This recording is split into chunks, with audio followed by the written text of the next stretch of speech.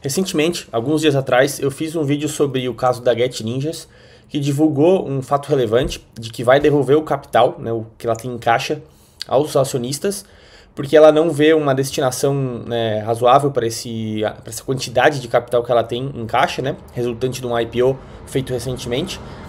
E justamente eu expliquei um pouco do caso e tal, e também chegando à conclusão de que a gente não deve entrar em IPOs, né? A maioria dos IPOs são ciladas para o investidor, né? São mais uma maneira do controlador, do dono da empresa, vender a participação dele pelo valor mais alto que ele consegue, né, em embolsar esse capital.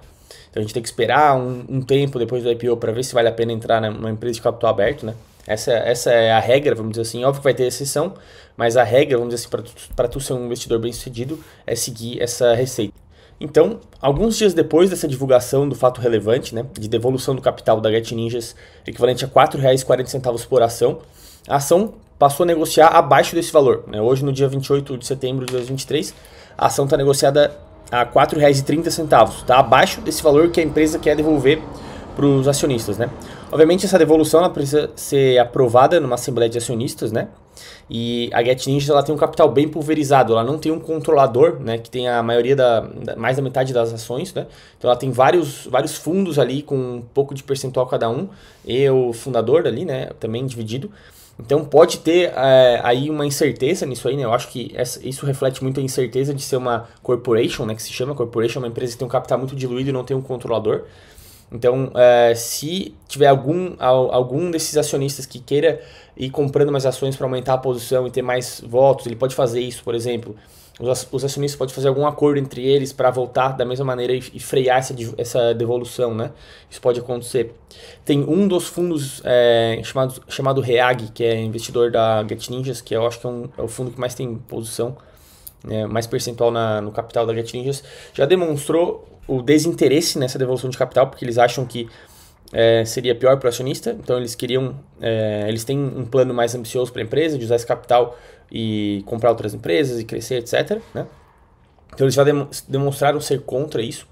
E aí, então, por toda essa incerteza, a ação está sendo negociada abaixo. Então, o que o mercado está dizendo é que a empresa praticamente não vale nada, né, no primeiro cenário, ou que essa assembleia não vai aprovar essa distribuição a R$ 4,40. É mais provável que seja o segundo caso, de que já tenha um inside information lá dentro, de que isso não vai passar, ou o mercado está calculando que vai ter algum acionista ali que vai brigar e vai barrar, né, vai fazer algum esquema ali na votação e isso vai ser barrado. Então o mercado não está acreditando que isso vai ser aprovado, tá?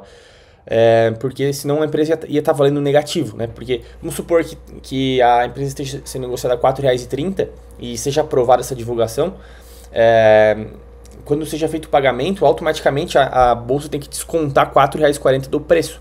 A Bovespa faz isso automaticamente, né? É a mesma coisa quando acontece com pagamentos de dividendos, né? Eu vou até deixar na descrição o vídeo que eu fiz explicando que o dividendo é sempre descontado do preço da ação, né? A empresa paga o dividendo, logo a bolsa automaticamente desconta esse valor por ação pago de dividendo do valor da ação, tá? Por isso que reduz o preço. Então, se ela devolvesse 4,40 aos acionistas, a ação, se tivesse sendo negociada a 4,30, ela ia valer menos 10 centavos. Né? E isso é um caso impossível de acontecer, não existe isso, né? Acho que só no caso de petróleo que a gente viu casos negativos aí, né? Que a galera estava pagando para se desfazer dos direitos de compra de petróleo, né? Isso não poderia acontecer nesse caso, né? Então, muito provavelmente é esse cenário de que tem informação no mercado de que não vai ser aprovado isso, tá? Então, a gente chega a duas conclusões, né? Aqui, eu trouxe esse caso da Get Ninjas, mais para a gente entender esses casos de rolo no mercado financeiro, é mais para a educação do investidor, eu acho, de entender essas coisas que ele não deve se meter, tá? Então, eu trouxe aqui 2 pontos que surgem para a gente aprender a investir, né? E não perder dinheiro no capital. Além de não investir em IPOs, que é o que eu já falei no outro vídeo, eu trouxe outros 2 pontos aqui.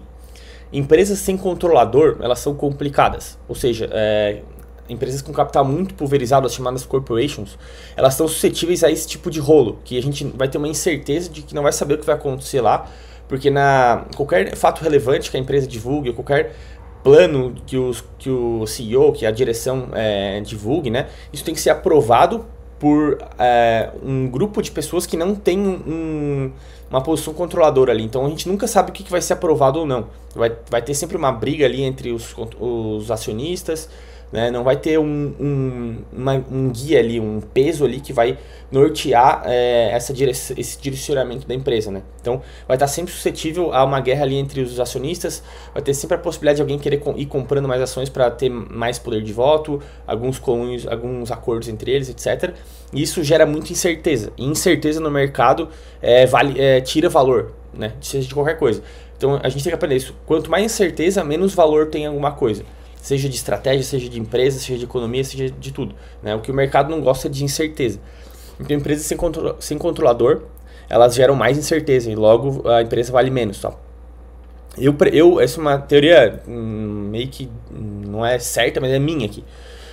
Eu prefiro empresa que tenha um controlador, porque tu vai poder entender a cabeça desse controlador e tu vai saber mais ou menos para onde esse cara tá mirando em levar a empresa, né? Por isso que eu gosto de empresas que tenham um controlador, tá? E o segundo ponto é não invista em rolos, querendo ser inteligente. Porque eu vi alguns casos aí de gente já falando, tipo... até vi um post do Market Makers, de um cenário que eles estão vendo, que eles estão recomendando a compra de Get Ninjas, porque eles estão vendo um cenário de que um dos principais acionistas da empresa vai comprar mais ações para ter mais poder de voto e comprar mais ações até para passar o número de ações do CEO, para poder ter mais voto que ele e também poder tomar as decisões da empresa, etc. Ou seja, eles estão fazendo cenários de acordos societários que não tem tu não tem a menor ideia do que vai acontecer, né? Então é mais um rolo que o cara tá querendo achar um case para investir, assim, tá? Pode dar certo? Pode, porque tudo pode acontecer, né, no mercado. Realmente a empresa está valendo menos do que o caixa, né? Então pode ter uma oportunidade aí de arbitrar essa diferença, mas é um rolo. Então o que a gente tem que aprender aqui é que rolo tem mais chance de dar errado, tá? Então tu tem que fazer o simples para ganhar dinheiro, né? O simples é ter uma parte de renda fixa pós-fixada ali para tu não ter risco de mercado, e o que tu tá a fim de correr risco, né? O que tu tem a parte que tu tá confortável em arriscar, tu bota em boas empresas com um bom histórico de lucros, né? E com múltiplos mais depreciados. É fazer o simples, né? Ou se não, escolher nos melhores fundos de ações da indústria, né?